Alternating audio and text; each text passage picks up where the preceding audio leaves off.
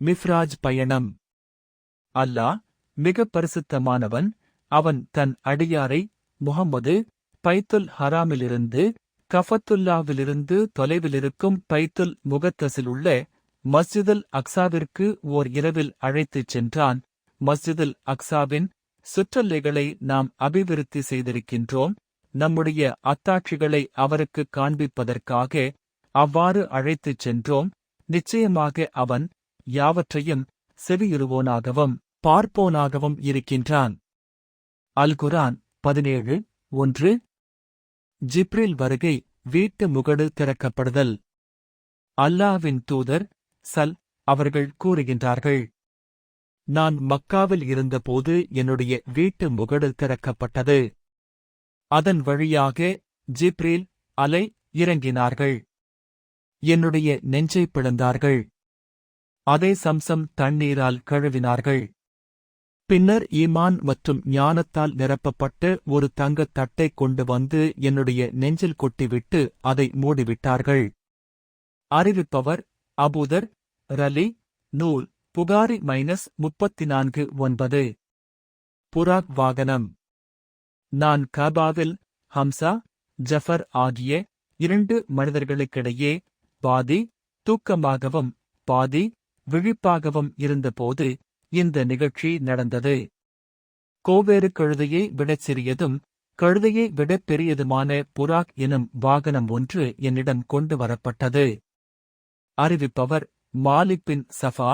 நூல் புகாரி -32-07. கடிவாளம் பூட்டப்பட்டு சேணமிடப்பட்டவாறு புராக் கொண்டு வரப்பட்டது.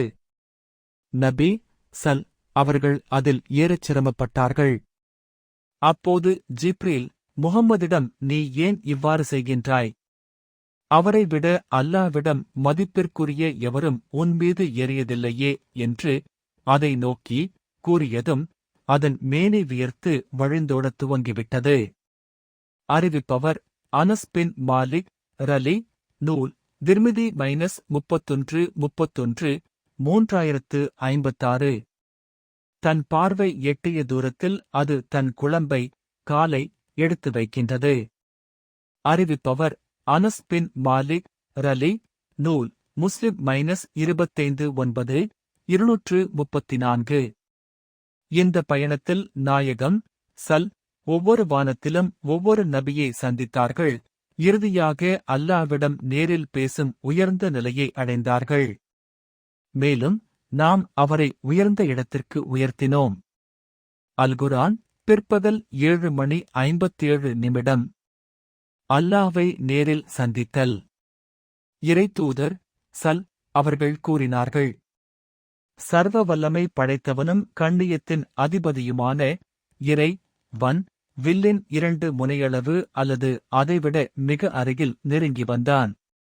அப்போது அல்லாஹ் நபி அவர்களுக்கு அறிவித்தவற்றில் நாள் ஒன்றுக்கு 50 நேரத் தொழுகைகள் உங்கள் சமுதாயத்தார் மீது கடமையாக்கப்பட்டு உள்ளது என்பதும் அடங்கும். அறிவிப்பாளர் அனஸ் இப்னு மாலிக் ரலி அவர்கள். சஹீஹ் புகாரி 7517.